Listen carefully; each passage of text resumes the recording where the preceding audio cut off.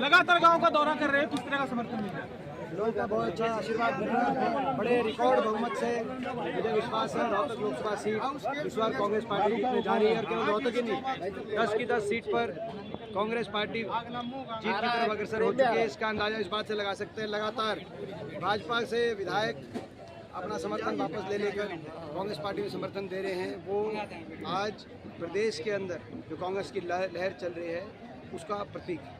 अरविंद साहब, आप कह रहे हैं कि भाजपा की सरकार अल्पमत में, आप कह रहे हैं कि भाजपा की सरकार अल्पमत में है। मुख्यमंत्री नायब सैनी और मनोहर लाल खट्टर कह रहे हैं कि कांग्रेस के और बीजेपी के विधायक हमारे संपर्क में है, सरकार को कोई खतरा नहीं। देखिए, ऐसा है, सबको पता है कि हवा किस तरफ बह रही है।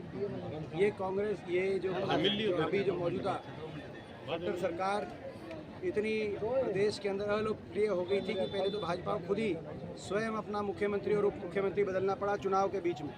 उसके बाद इनके विधायक छोड़कर समर्थन वापस ले लेकर कांग्रेस पार्टी को समर्थन दे रहे हैं। आज ये सरकार अल्पमत में है। इन्होंने 48 विधायकों का अपना समर्थन का पत्र राज्यपाल महोदय को दिया था। 2 उनमें चुनाव लड़ रहे हैं, बाकी जो समर्थन वापस लेने के बाद इनके पास 42 विधायकों का सपोर्ट इस सरकार के पास है।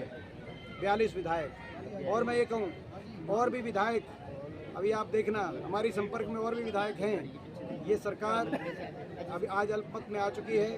इनका नैतिक अधिकार, नैतिक जिम्मेदारी है कि इस्तीफा दें और निष्पक्षता से राष्ट्रपति शासन लग के चुनाव हरियाणा के अंदर ये नहीं करते तो गवर्नर साहब को राष्ट्रपति शासन की सिफारिश करनी चाहिए। 42 विधायकों की सरकार वो चुनाव के देखरेख के लिए नहीं हो सकती। और मैं कह सकता हूँ कि निश्चित तौर से जनता ने इनके खिलाफ अविश्वास प्रस्ताव पारित करने का मन बना लिया है। जिस तरीके से हम दौरा कर रहे हैं, जनता आपको सांसद नहीं मुख्यमंत्री के रूप में देखना चाहती है। देखिए, जो मैं समझता हूँ, कभी भी मेरा किसी पद के लिए ना मैंने कभी राजनीति करी है और ना ही मेरी कोई लालसा किसी पद के लिए है। मैं कांग्रेस पार्टी के कार्यकर्ता के रूप से और जनता के सेवक के रूप में मैंने अपने जीवन में संघर्ष किया है। आज हरियाणा में बदलाव की आवश्यकता है, परिवर्तन की आवश्यकता है। 10 साल की इस खट्टर सरकार ने भट्टा बिठा दिया। हरियाणा का एक विकास की परियोजना पूरे प्रदेश के अंदर इस सरकार लेके आ नहीं पाई। आज बेरोजगारी और महंगाई में देश में नंबर 1 हरियाणा को बनाने का काम इस सरकार ने किया है। आज उस परिवर्तन के लिए मैं दिन रात मेहनत कर रहा हूँ।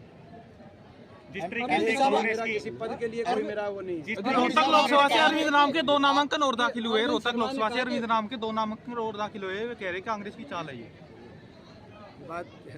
ये अब मैं जो है, अब इस बात की तो हमें तो जानकारी नहीं है, आप ही के माध्यम से मिल रही है जानकारी। मगर मैं समझता हूं कि भारतीय जनता पार्टी रोहतक लोकसभा सीट पर बड़े बहुमत से हार की तरफ बढ़ चुकी है। कल आपने बीजेपी को विश्वासघाती पार्टी कहा था और देवेंद्र बबली का जिस तरीके से बयान आया है, महाराष्ट्र की तरह जैसे शिवसेना और एनसीपी में जो टूट हुई थी वो हो सकती है यहाँ भी अलग।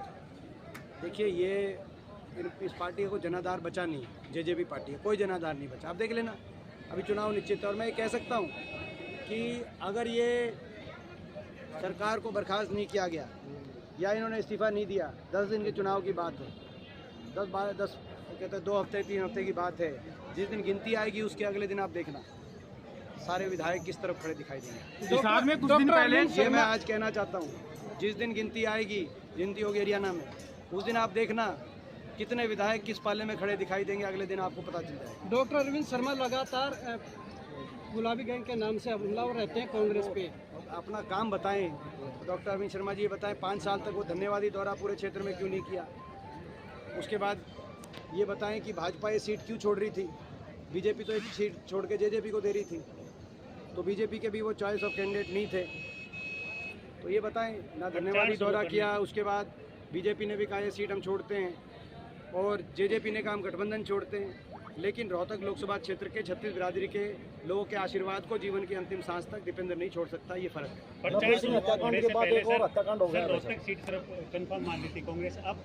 देखिए, मैंने आपको कहा था 6 महीने पहले भाजपा का सर्वे था कि 1 सीट आ रही है रोहतक कांग्रेस पार्टी की, और 9 उसके बाद ये कहने लगे कि 3 आ रही हैं कांग्रेस की।